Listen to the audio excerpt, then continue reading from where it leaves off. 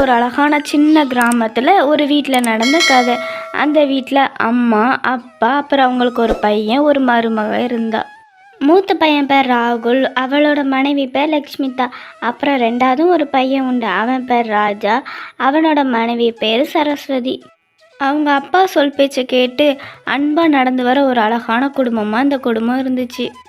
எந்த ஒரு சூழ்நிலைமையிலையும் அவங்க அப்பாவை யாருமே எதிர்த்து பேச மாட்டாங்க.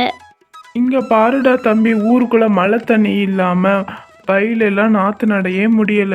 நம்ம ஊர்லேருந்து ஒரு 2 கிராமம் தள்ளி போனால் அங்கே நல்ல மழைடா. அதனால அங்கே ஏதாவது வேலை பார்க்கலாம். சரியா, கொஞ்ச நாள் அங்கே போய் இருந்துட்டு வருவோம். உன்னோட மனைவி அப்புறம் தம்பி மனைவி எல்லாத்தையுமே தயாராக எடுக்க சொல்லு. சரி, அப்படி வண்டியையும் தயார் பண்ண நீ.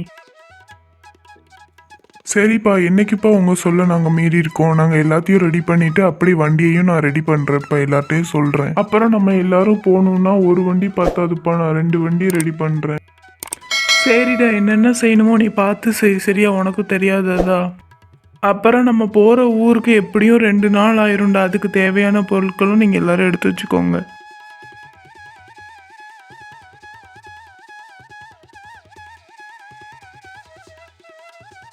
முன்னாடி போகிற வண்டியில் அம்மா அப்பா என் ஆத்துக்கார் போயிட்டாங்க.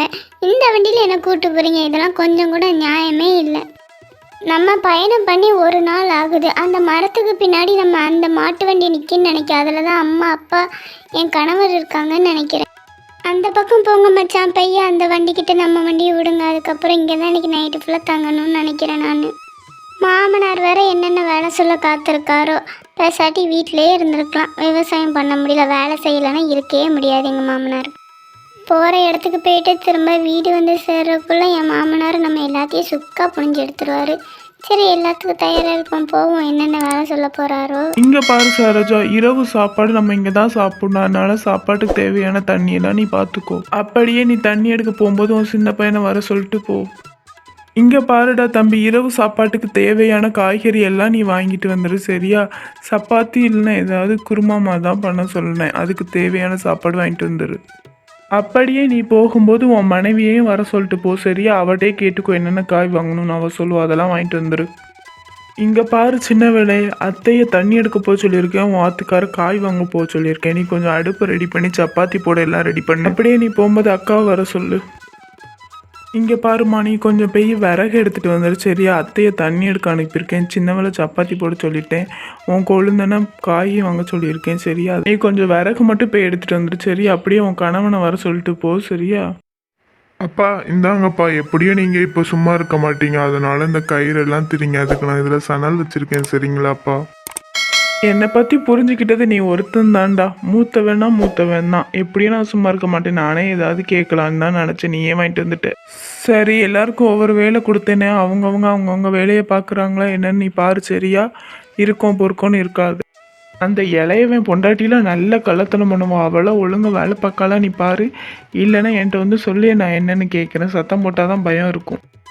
இந்த குடும்பத்துல எல்லாரும் பாக்குற வேலை சரிதான், ஆனா இவர் மட்டும் ஏன் கயிறு திரிச்சிட்டு இருக்கான்னு தெரியலையே, என்னன்னு தெரியலையே. சரி, ஒருவேளை நம்ம கீழே இறங்கித்தான் போய் பார்ப்போமா, என்னன்னு கேட்டா என்ன சொல்றான்னு பார்ப்போம். இவ்வளவு பெரிய பூதம் நான் வந்து நிக்கிறேன், கொஞ்சமாவது பயம் இருக்கா இவருக்கு? ஐயா விவசாயி, உங்ககிட்ட ஒண்ணு கேட்கணும். நீங்க விவசாயி நான் எப்படி கண்டுபிடிச்சேன்னா, நீங்க வேலை செய்யாம சும்மா இருக்கும் போதே கண்டுபிடிச்சிட்டேன். எல்லாத்துக்கும் ஒவ்வொரு வேலை கொடுத்தீங்க சரிதான், ஆனா நீங்க எதுக்கு இப்போ கயிறு திரிச்சிட்டு இருக்கீங்கன்னு கொஞ்சம் சொல்லுங்களேன். அதுவும் இவ்வளோ தடியா இவ்வளோ பெருசா, இதெல்லாம் நல்ல ட்ரைனிங் இருக்கிறவங்களால தான் கட்ட முடிக்கிறீங்க. இப்படிதான் இப்படி பின்றீங்களோ? வேற எதுக்கு இந்த கயிறு? உங்களை அந்த மரத்தோட வச்சு சேர்த்து கெட்டி போட தான் இந்த கயிறு. நானும் என் குடும்பமும் சேர்ந்து உங்களை கெட்டி போட போறோம். என்னப்பா இப்படி சொல்ற? எனக்கு பயமா இருக்கு. நீயும் குடும்பமும் இருக்கிற ஒற்றுமையில கண்டிப்பா உங்களால எனக்கு கெட்டி போட முடியும். ஆனா நீங்க கெட்டி போடாம இருந்தா நான் உங்களுக்கு ஒரு புதையல் தாரேன். அந்த புதையெல்லாம் நீங்க பத்திரமா வச்சு நீங்க கஷ்டப்படாம வாழலாம். அதை வச்சு நிறைய இடம் வாங்கி விவசாயம் கூட பண்ணலாம். என்னது பொக்கிசமா? எங்களுக்கா? எங்கள் குடும்பத்தோட ஒற்றுமைக்காக தர போறீங்களா? ரொம்ப நல்லது. அப்போ நான் உங்களை இந்த மரத்தில் கெட்டி போட மாட்டேன். நானும் எங்கள் குடும்பமும் ரொம்பவே கஷ்டத்தில் இருக்கோம். அதனால தான் நான் ஒரு நிமிஷம் கூட சும்மா இருக்காமல் ஏதாவது வேலை பார்த்துட்டே இருக்கேன். மீதி ஒன்றும் இல்லை. ஓ, அழகாக வருது மண்ணுக்குள்ளேருந்து இந்த பொக்கிஷம். இந்த பொக்கிஷம் முழுசாவே எங்களுக்கு தானா? இவ்வளோ பெரிய பொக்கிஷமும் எனக்கு தான். அதுக்கப்புறம் அந்த ஆலமரத்து கீழே இருந்து வீடு திரும்பிட்டாங்க லிங்கராஜ் குடும்பத்தினர் எல்லாருமே. அப்படியே கொஞ்ச நாள் போச்சு. அதுக்கப்புறம் இந்த விஷயம் ஊருக்குள்ளே காட்டு தீ மாதிரி பரவ ஆரம்பிச்சிச்சு. லிங்கராஜ் குடும்பத்துக்கு பொக்கிஷம் கிடச்சிச்சான். ஆலமரத்து கீழே உள்ள பூதமே வந்து கொடுத்துச்சான். இந்த விஷயத்தெல்லாம் கேட்டு அவங்க பக்கத்து வீட்டுக்காரங்களும் நமக்கும் ஒரு பையன் இருக்குன்னு சொல்லிட்டு மாட்டு வண்டி கட்டி அதே மாதிரி ஒரு பயணத்துக்கு ரெடியாகி போனாங்க. வீட்டை தாண்டி அந்த செங்குத்து பாதைக்கு போய் அதுக்கப்புறம் அந்த ஆலமரத்தையும் கண்டுபிடிச்சி அந்த ஆலமரத்துக்கிட்டே தங்க ஆரம்பித்தாங்க. இங்க பாரு வாணி, நைட்டு நம்ம இங்கே தான் இருக்க போறோம் சரியா? நான் வந்து கயிறு திரிக்க போறேன். நீ நைட்டு சாப்பாட்டுக்கு எல்லாமே ரெடி பண்ணு. வாடா தம்பி, உன்னை தான் எதிர்பார்த்துட்டு இருந்தேன். நைட்டு சாப்பாட்டுக்கு அம்மாவுக்கு உதவி பண்ணு. அப்படி நம்ம சொந்தக்காரங்க எல்லாத்தையும் வர சொன்னேனே, அவங்களையும் எல்லாத்தையும் ரெடி பண்ண சொல்லு. சொந்தக்காரங்க எல்லாருமே வந்துட்டாங்க. வேணும்னா நீங்களே சொல்லுங்கப்பா. நானே ஒரு பிக்னிக் மாதிரி டூர் கூட்டு வந்தீங்கன்னு ஜாலியாக என்ஜாய் பண்ணால் வேலை சொல்லிட்டு இருக்கீங்க. போங்கப்பா. என்னோட அண்ணன் தம்பி எல்லாருமே இங்கே இருக்கீங்க. இன்னைக்கு ஒரு நாள் நம்ம இங்கே நைட்டு தான் தங்க போகிறோம். அதனால எல்லாரும் ஒத்துமையாக இருந்தால் நல்லாயிருக்கும் நான் நினைக்கேன். இவனுக்கு வேறு வேலை இல்லை, ஏதாவது சொல்லிகிட்டு இருப்பான். நம்ம வந்தது ஜாலியாக சுற்றி பார்க்க. நல்லா இருக்குல்ல அந்த வீடு, அந்த தோட்டம்லாம் நல்லா இருக்குல்ல, சூப்பராக இருக்குது. இதே மாதிரி தான் பார்க்கணும். அவங்க வீட்டாலும் அவங்க வீட்டில் உள்ள பெரிய ஆளும் யாருமே அந்த வீட்டோட பெரிய ஆள் பேச்சை கேட்கவே இல்லை. என்ன பெரியவரை, எல்லாருக்கும் ஒவ்வொரு வேலை சொன்னீங்க சரிதான். சரி, எல்லா வேலையும் சொல்லிட்டு நீங்க ஏன் இந்த கயிறை திரிச்சிட்டு இருக்கீங்க? அதுவும் இவ்வளவு பெரிய கயிறை. வேற எதுக்கு கயிறு திரிப்பாங்க? உன்னை இந்த மரத்தோட வச்சு சேர்த்து வச்சு கெட்டி போட தான் நான் இவ்வளோ பெரிய கயிறே திரிச்சிட்டு இருக்கேன். அதை நீ தெரிஞ்சுக்கோ.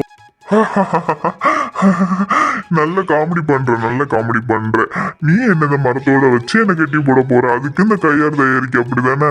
நீ நினைக்கிறது கனவுல கூட நினைக்காது. உன் வீட்டாலே நீ சொல்றது எதுவும் கேட்க மாட்டுக்காங்க. இதுல நான் வேற உனக்கு பயப்படுவேனா? அதனால உன் மூட்டை முடிச்செல்லாம் கட்டிட்டு முதைய மரத்துல இருந்து கிளம்புனா என் மரத்து மேலேயே போகணும்.